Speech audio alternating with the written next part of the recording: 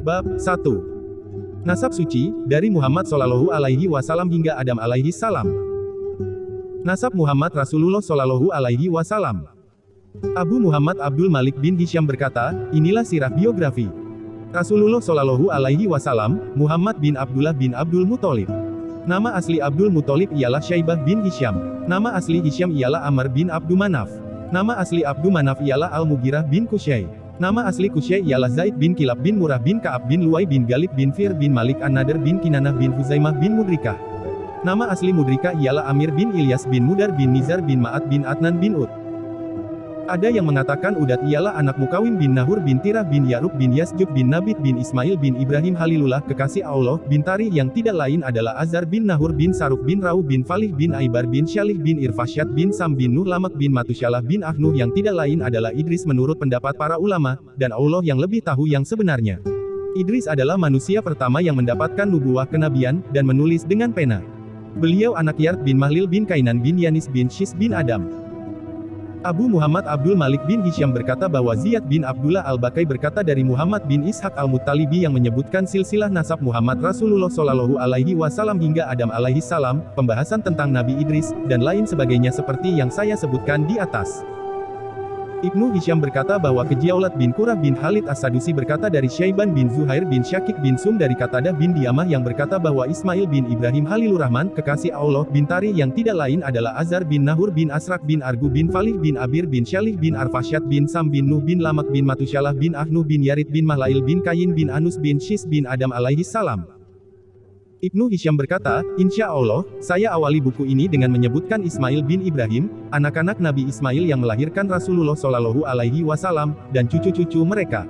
Pembahasan dimulai dari Nabi Ismail hingga Rasulullah Shallallahu Alaihi Wasallam, kemudian dilanjutkan pembahasan tentang mereka, tanpa membahas anak-anak Nabi Ismail yang lain agar buku ini tidak terlalu tebal, kemudian dilanjutkan dengan pembahasan tentang sirah biografi Rasulullah Shallallahu Alaihi Wasallam dengan tidak menyebutkan sebagian pembahasan yang dikemukakan Ibnu Ishaq dalam masalah ini, karena pembahasan tersebut tidak disabdakan beliau, atau Al-Quran tidak menurunkannya. Tidak mempunyai konsideran dengan pembahasan ini, tidak menjadi tafsir bagi permasalahan ini, dan tidak menjadi saksi penguat baginya karena ia dikemukakan dengan amat ringkas. Syair-syair yang ia sebutkan menurut pengetahuanku tidak dikenal ulama, sebagiannya tidak pantas dibahas, sebagian syair tersebut malah berisikan buruk sangka kepada manusia, dan Al-Bakai sendiri tidak mengakui meriwayatkannya. Saya hanya mengemukakan, insya Allah riwayat Ibnu Ishaq yang lain yang ia akui sebagai hasil riwayatnya, dan ia mengetahuinya. Bab 2. Silsilah nasab anak-anak Nabi Ismail alaihi salam. Anak-anak Nabi Ismail alaihi salam. Ibnu Hisham berkata bahwa Ziyad bin Abdullah bin al-Bakai berkata kepada kami dari Muhammad bin Ishaq al-Muttalibi yang berkata, Ismail bin Ibrahim mempunyai 12 anak, Nabit yang merupakan anak sulungnya, Koizar, Asbal, Mepsya, Masma'a, Mashi, Dama, Azar, Taima, Yatur, Nabas, dan Koizuma. Ibu mereka ialah Ralah binti Muzats bin Amr al-Jurhumi.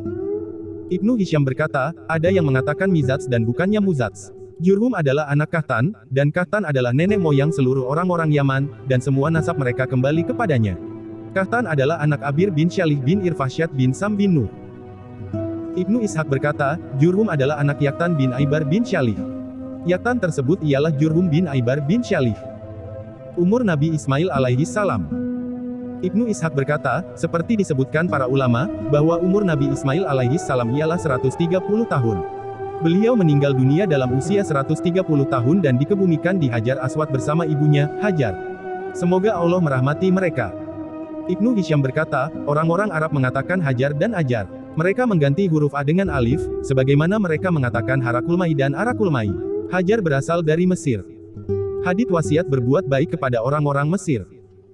Ibnu Hisham berkata bahwa Abdullah bin Wahbe berkata kepada kami dari Abdullah bin Luhayah dari Umar mantan budak Gufrah bahwa Rasulullah Shallallahu Alaihi Wasallam bersabda, Allah, dan Allah terhadap orang-orang kafir Zimi, yaitu orang-orang di negeri yang banyak pohonnya, yang berkulit hitam negro, dan berambut keriting, karena sesungguhnya mereka mempunyai nasab dan kekerabatan. Amr bin Umar, mantan budak Gufrah berkata, tentang nasab mereka, sesungguhnya ibu Ismail alaihi salam berada dari mereka. Dan tentang kekerabatan mereka, sesungguhnya Rasulullah Shallallahu Alaihi Wasallam mengambil istri dari salah seorang dari mereka, Maria al-Qibtiyah. Ibnu Luhayah berkata, ibu Nabi Ismail, Hajar adalah wanita Arab. Telah berasal dari desa di dekat Al-Farama di dekat Mesir. Sedang Ibu Ibrahim, wanita yang dihadiahkan Al-Muqawqis kepada Rasulullah Shallallahu Alaihi Wasallam berasal dari Van di distrik Anshita. Ibnu Ishaq berkata bahwa Muhammad bin Muslim bin Ubaidillah bin Syihab Az-Zuhri berkata kepadaku bahwa Abdurrahman bin Abdullah bin Ka'ab bin Malik Al-Ansari kemudian As-Sulami berkata kepadanya, bahwa Rasulullah Shallallahu Alaihi Wasallam bersabda, "Jika kalian berhasil menaklukkan Mesir, maka wasiatkan hal-hal yang baik kepada penduduknya, karena mereka mempunyai tanggungan dan kekerabatan." Ibnu Ishaq berkata bahwa aku pernah bertanya kepada Muhammad bin Muslim Az-Zuhri, apa yang dimaksud dengan kekerabatan yang disebutkan Rasulullah Shallallahu Alaihi Wasallam untuk mereka pada hadits tersebut. Muhammad bin Muslim Az-Zuhri menjawab, ibu Nabi Ismail, Hajar berasal dari mereka. Asal-usul orang-orang Arab. Ibnu Hisham berkata, seluruh orang-orang Arab berasal dari anak-anak Ismail dan Kahtan. Salah seorang dari Yaman berkata, Kahtan adalah anak Ismail, dan Ismail adalah bapak seluruh orang-orang Arab. Ibnu Ishaq berkata, Ad adalah anak Us bin Iram bin Sam bin Nuh. Samud dan Judais adalah anak Abir bin Iram bin Sam bin Nuh. Tasem, Imlak, Umaim adalah anak-anak Lawats bin Sam bin Nuh. Mereka semua adalah orang-orang Arab. Nabit bin Ismail mempunyai anak yang bernama Yasjub bin Nabit, kemudian Yasjub bin Nabit mempunyai anak yang bernama Yarub bin Yasjub, kemudian Yarub bin Yasjub mempunyai anak yang bernama Tirah bin Yarub, kemudian Tirah bin Yarub mempunyai anak yang bernama Nahur bin Tirah, kemudian Nahur bin Tirah mempunyai anak yang bernama Mukawim bin Nahur, kemudian Mukawim bin Nahur mempunyai anak yang bernama Adat bin Mukawim, kemudian Adat bin Mukawim mempunyai anak yang bernama Adnan bin Adat.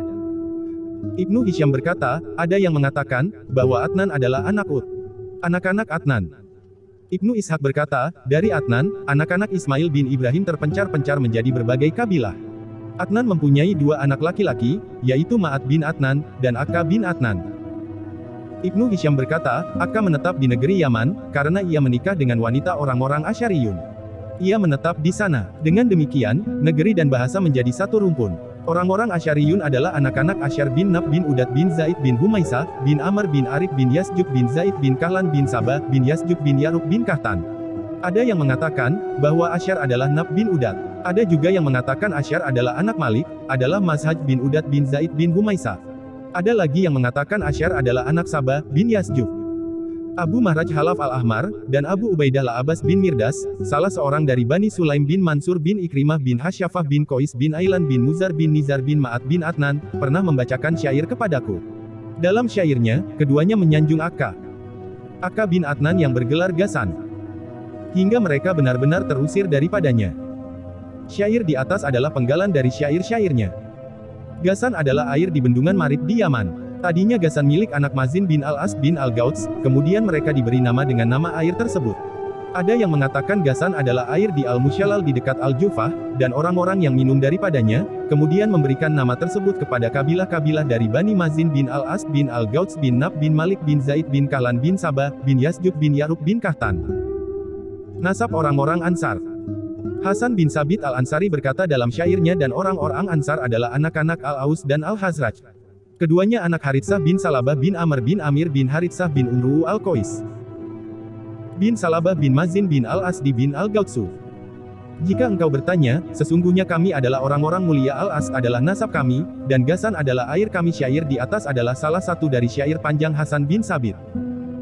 Salah seorang dari Yaman dan Akka yang menetap di Khurasan. Akka adalah anak Adnan bin Abdullah Al-As bin Al-Gauts. Ada pula yang mengatakan Udsan adalah anak Ad-Daits bin Abdullah bin Al-As bin Al-Gauts. Ibnu Ishaq berkata, Ma'ad bin Adnan mempunyai 4 anak, Nizar bin Ma'ad, Kuda'ah bin Ma'ad. Kuda'ah adalah Bakar Ma'ad, Kunus bin Ma'ad, dan Iyad bin Ma'ad. Adapun Kuda'ah, ia pergi ke Yaman ke rumah Himyar bin Sabah. Nama asli Sabah adalah Abdus Syams. Ia dinamakan Sabah karena ia orang Arab pertama yang mengumpulkan kabilah-kabilah Yaman.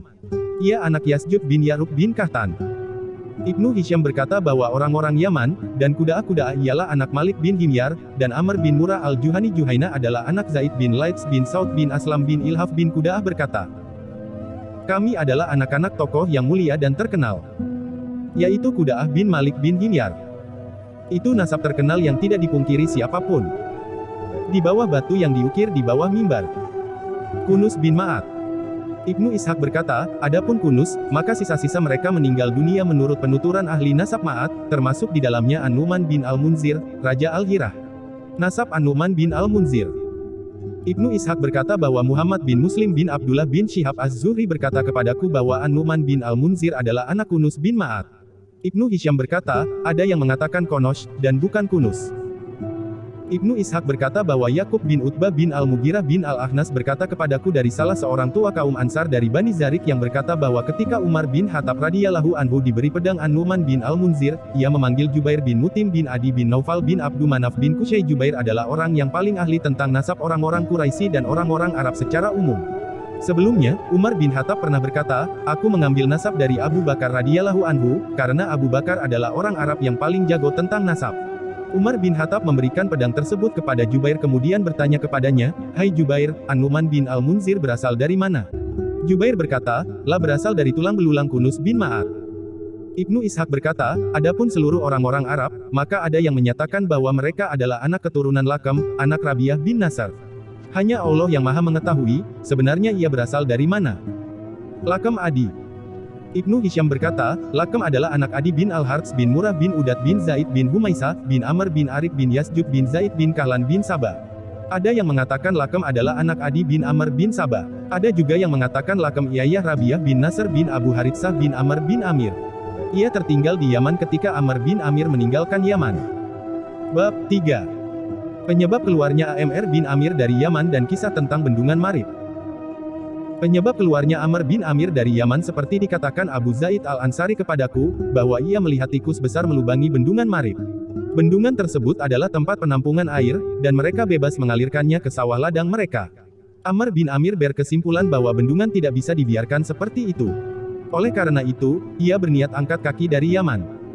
Namun kaumnya membuat jebakan jahat untuknya. Mereka memerintahkan anak bungsunya, jika ia dikasari ayahnya dan ditampar, ia harus membalasnya dengan menamparnya. Anak bungsu Amr bin Amir mengerjakan perintah kaumnya kepadanya, kemudian Amr bin Amir berkata, aku tidak akan bertempat tinggal di daerah di mana di daerah tersebut aku ditampar oleh anak bungsuku. Setelah itu, Amr bin Amir menawarkan aset-aset yang dimilikinya. Salah seorang dari pemuka-pemuka Yaman berkata, manfaatkan kemarahan Amr bin Amir. Kemudian mereka membeli barang-barang Amr bin Amir.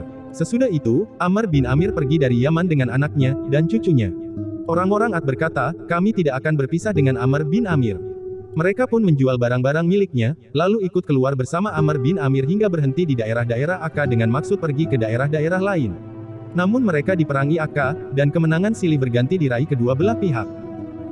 Tentang peperangan tersebut, Abbas bin Mirdas menulis syair-syairnya yang telah kami sebutkan sebelumnya. Setelah itu, mereka pergi dari Akka dan pergi berpencar-pencar menuju daerah yang berbeda. Keluarga Jufnah bin Amr bin Amir berhenti di Syam. Al-Aus dan Al-Hazraj berhenti di Yasrib.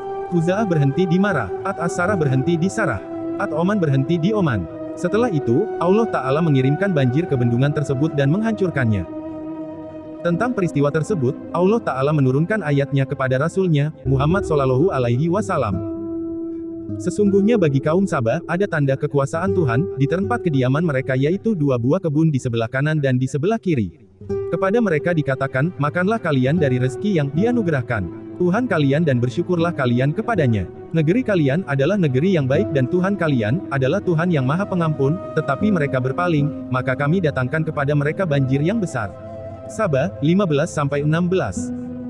Yang dimaksud dengan kata Al-Arimi pada ayat di atas ialah banjir, dan kata tunggalnya ialah Al-Arimah seperti dikatakan kepadaku oleh Abu Ubaidah Al-Asya yaitu Asya Bani Qais bin Salabah bin Ukabah bin So'abe bin Ali bin Bakar bin Wail bin Kasid bin Hinbi bin Afsa bin Jadilah bin Asad bin Rabiah bin Nizar bin Ma'ad berkata, padahal yang demikian terdapat suri teladan bagi orang-orang yang mau mencontoh. Dan Marib telah hancur binasa oleh banjir. Marmar telah dibangun Himyar untuk mereka. Jika angin telah datang, ia tidak menyisakan apa-apa. Tanaman dan buah anggur diari dengan penuh oleh air mereka ketika air tersebut dibagi. Kemudian mereka menjadi orang-orang yang tidak mampu memberi air kepada bayi yang hendak disapi. Bait syair-syair di atas adalah bagian dari syair-syair Asya. Ibnu Hisham berkata, ada yang mengatakan Afsa dan bukan Asya. La anak Dumi bin Jadilah, nama asli Asya adalah Maimun bin Qais bin Jandal bin Syarahil bin Auf bin Sa'ad bin Zubayyah bin Qais bin Salabah. Umayyah bin Abu Eshsalt As-Sakafi nama asli Sakif adalah Kasiyu bin Munabih bin Bakar bin Hawazin bin Mansur bin Ikrimah bin Hasafah bin Qais bin Ailan bin Muzar bin Nizar bin Ma'ad bin Adnan berkata, dari Sabah, yang datang ke Marib. Ketika mereka membangun bendungan di bawah banjirnya syair-syair di atas adalah penggalan dari syair-syair Umayyah bin Abu Eshsal. Ada yang mengatakan syair-syair di atas adalah milik An-Nabiga Al-Jadi. Nama lengkap Qais ialah Qais bin Abdullah, salah seorang dari Bani Jadah bin Ka'ab bin Rabi'ah bin Amir bin Sosa'ah bin Muawiyah bin Bakar bin Hawazin. Pembahasan masalah ini sangat panjang, dan saya hanya menyebutkannya secara ringkas. Mimpi Rabi'ah bin Nasr. Ibnu Ishaq berkata, Rabi'ah bin Nasr adalah raja Yaman di antara sekian banyak raja-raja At-Tababa'ah. Dalam tidurnya, ia mimpi melihat hal yang menakutkan. Ia panggil semua dukun, penyihir, dan ahli nujum. Setelah mereka berkumpul, ia berkata kepada mereka, aku mimpi melihat hal yang menakutkan. Oleh karena itu, jelaskan kepadaku arti mimpiku. Mereka berkata kepada Rabi'ah bin Nasr, coba Paduka ceritakan mimpi Paduka kepada kami, niscaya kami jelaskan artinya kepada Paduka.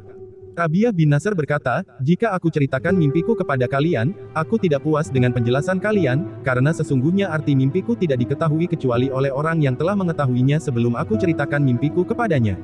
Salah seorang dari mereka berkata, jika itu yang diinginkan Paduka, maka suruhlah seseorang untuk memanggil Sati dan Syekh, karena tidak ada orang yang lebih ahli daripada keduanya, dan keduanya pasti bisa menjelaskan apa yang Paduka tanyakan.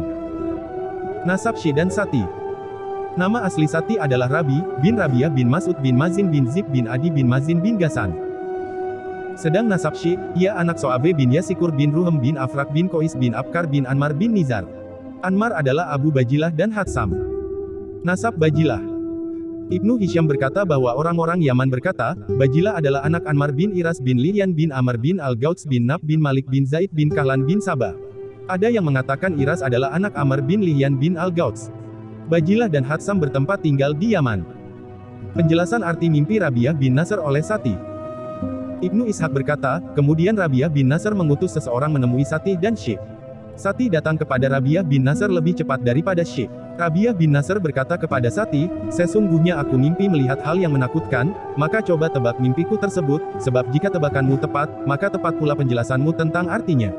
Sati berkata, ya, engkau bermimpi melihat benda hitam yang keluar dari tempat yang gelap, kemudian benda tersebut jatuh ke tanah datar, kemudian semua makhluk hidup memakannya.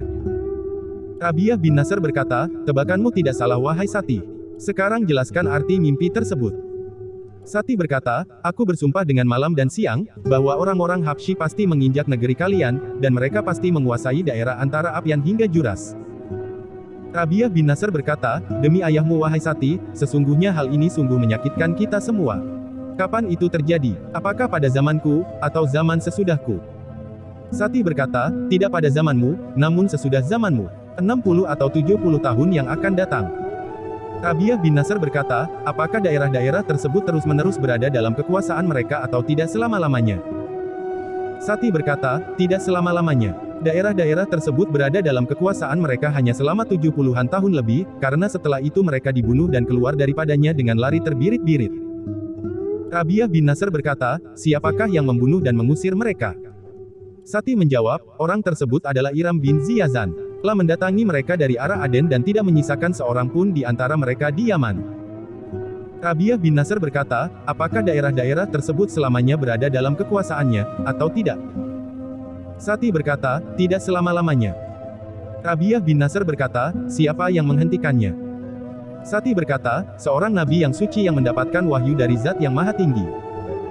Rabi'ah bin Nasr berkata, nabi tersebut berasal dari mana? Sati berkata, lah berasal dari salah seorang dari Bani Galib bin Fir bin Malik bin An-Nadar. Kekuasaan berada dalam genggaman kaumnya hingga akhir zaman. Rabi'ah bin Nasr berkata, apakah zaman mempunyai akhir? Sati berkata, ya, pada hari manusia generasi pertama hingga generasi terakhir dikumpulkan di dalamnya. Pada hari itu, orang-orang yang berbuat baik mendapatkan kebahagiaan, dan orang-orang jahat mendapatkan kecelakaan. Rabi'ah bin Nasr berkata, apakah yang engkau katakan ini benar? Sati berkata, ya, demi sinar merah setelah matahari terbenam, demi malam yang gelap gulita, dan demi subuh jika telah menyingsing, sesungguhnya apa yang aku katakan kepadamu adalah benar. Setelah itu, Syekh datang dan berkata persis seperti yang dikatakan Sati. Rabi'ah bin Nasr menyembunyikan ucapan Sati untuk mengetahui apakah ucapan Syekh sama dengan ucapan Sati, ataukah berbeda.